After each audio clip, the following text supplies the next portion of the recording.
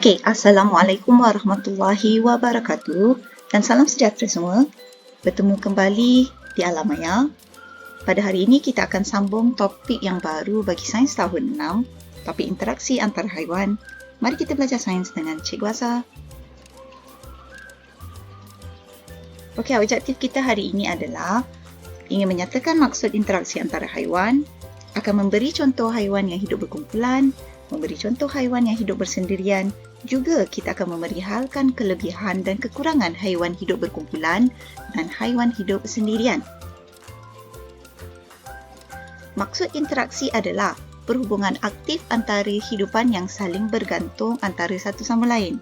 Hubungan aktif ni adalah seperti bekerja sama, hubungan antara haiwan tersebut ataupun persaingan, iaitu perebutan atau pergaduhan sesama haiwan tersebut. Kita ada dua jenis.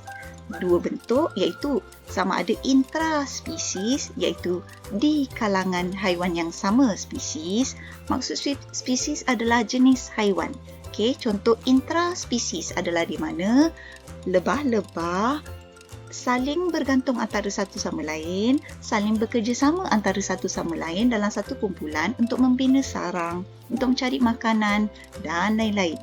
Interspesies pula adalah haiwan yang berlainan spesies. Contohnya adalah seperti seekor kucing dan seekor anjing sedang berebut makanan di sebelah tong sampah kerana semua makanan dia berada di situ pada ketika itu.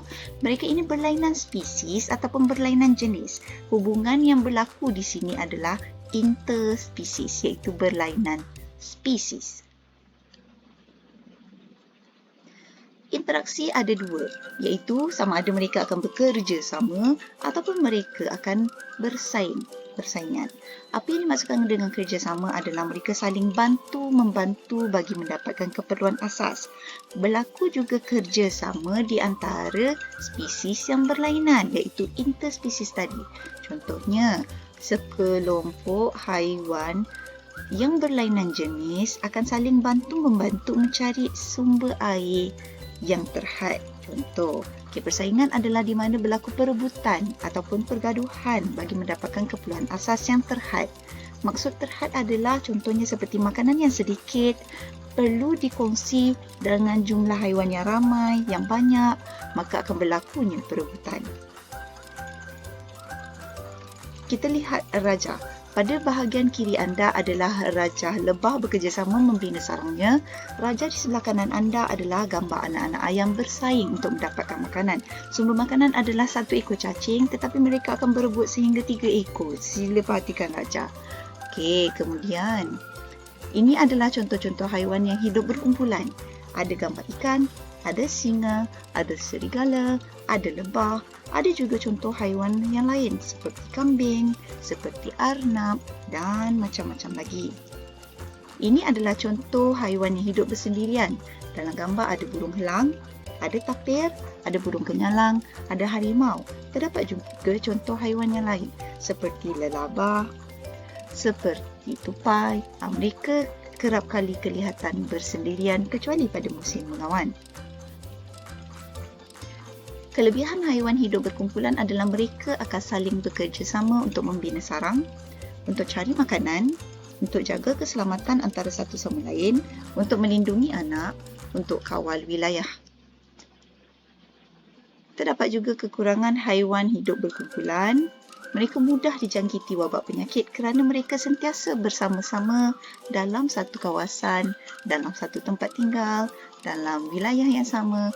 Mereka mudah dijangkiti wabak penyakit. Haiwan yang lemah dalam kumpulan sukar menyelamatkan diri dari musuh kerana ahli kumpulan yang lebih kuat akan dapat melarikan diri. Mari kita pergi kepada haiwan yang hidup sendirian pula. Kelebihan mereka adalah mereka dapat mengelak persaingan untuk mendapatkan makanan kerana mereka hanya perlu mencari makanan untuk diri mereka sahaja. Tidak perlu dapat makanan dalam jumlah yang banyak ataupun besar. Mereka dapat elak persaingan makanan. Mereka juga dapat kurangkan persaingan untuk mendapatkan pasangan.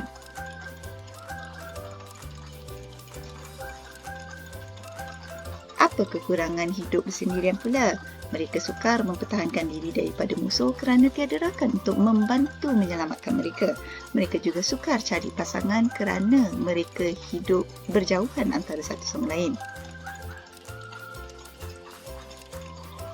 Rumusan untuk hari ini adalah interaksi membawa maksud perhubungan aktif antara hidupan yang saling bergantung antara satu sama lain. Kemudian kita belajar tentang haiwan yang hidup berkumpulan, kelebihannya serta kekurangannya. Dan juga kita juga dapat tahu tentang haiwan yang hidup bersendirian, kelebihannya dan juga kekurangannya.